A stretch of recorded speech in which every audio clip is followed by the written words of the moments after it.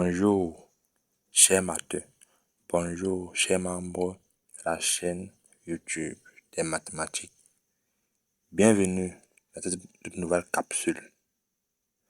Aujourd'hui, donc, nous allons traiter un exercice sur les équations dans C, dans l'ensemble des nombres complexes. On se propose de résoudre une équation de second degré définie par z carré plus 1 moins iz plus 6 plus 2i est égal à 0. Le premier réflexe serait d'identifier nos coefficients. Alors, a est égal à 1, b est égal à 1 moins i et c est égal à 6 plus 2i.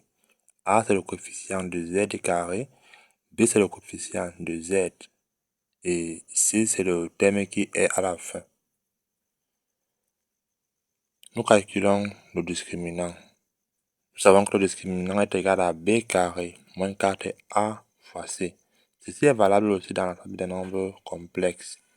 On va remplacer un delta b par 1 moins i au carré et a par 1 et c par 6 plus 2i. On développe, ça fait 1 moins 2i plus i carré moins 24 moins 8i. Or, on connaît que i carré est égal à moins 1. Donc, c'est ça que nous allons mettre ici, là. Car i carré est égal à moins 1. Alors, lorsqu'on réduit, on trouve delta finalement qui est égal à moins 24 moins 10i. Delta est un nombre complexe, donc il faut déterminer sa racine carrée, qui n'est pas la même chose que dans l'ensemble des nombres réels. Ici, là, nous allons utiliser une propriété très puissante pour déterminer les racines du discriminant. Je rappelle d'abord cette formule. La formule dit que si on a x plus y qui sont racines du discriminant, alors x au carré plus y au carré est égal au module de delta et x au carré moins y au carré est égal à la partie réelle de delta. Et en fait, x, y est égal à 2 fois la partie imaginaire de delta. Donc c'est cette formule qu'on va utiliser ici. Cherchons la racine de delta, telle que la racine de delta est égale à x plus y. Nous avons la fameuse formule x carré plus y carré est égal au module de delta. Or, le module de delta est égal à 26. À titre de rappel, pour calculer le module de delta, on applique la formule qui dit qu'on élève la partie réelle au carré, 24, élève au carré, plus la partie imaginaire, élève au carré.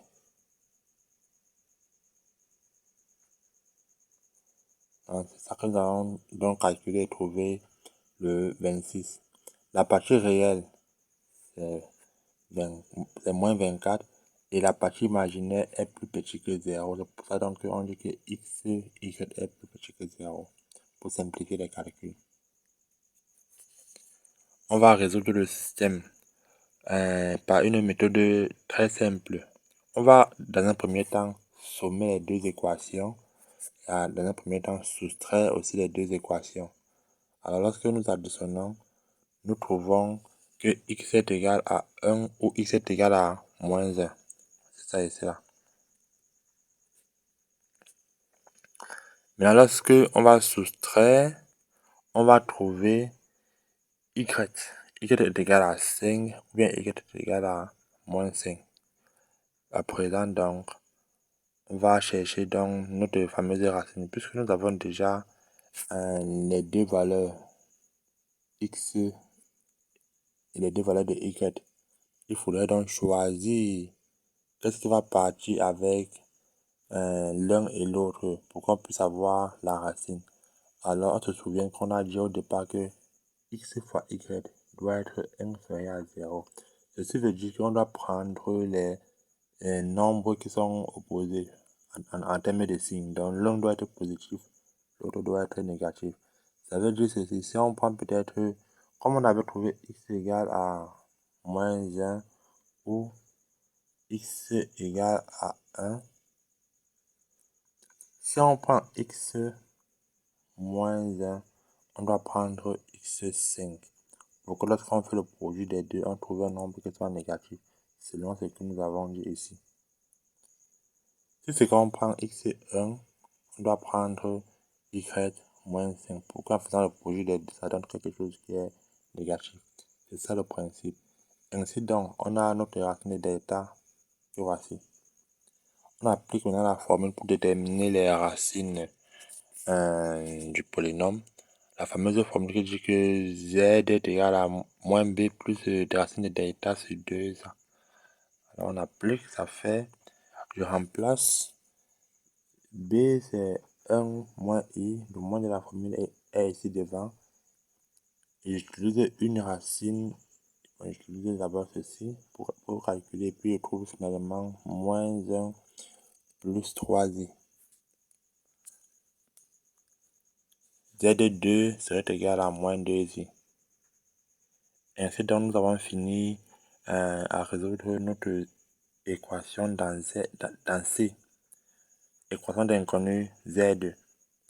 Et nous avons trouvé comme solution Z égale à 1. Bon, S dans C, bien sûr, est égal à moins 2i moins 1 plus 3i. Alors, si vous avez aimé la vidéo, n'hésitez pas à vous abonner, à liker, partager surtout pour aider vos frères de la classe scientifique. Car ça va les aider énormément, surtout pour cette préparation du baccalauréat. À très bientôt.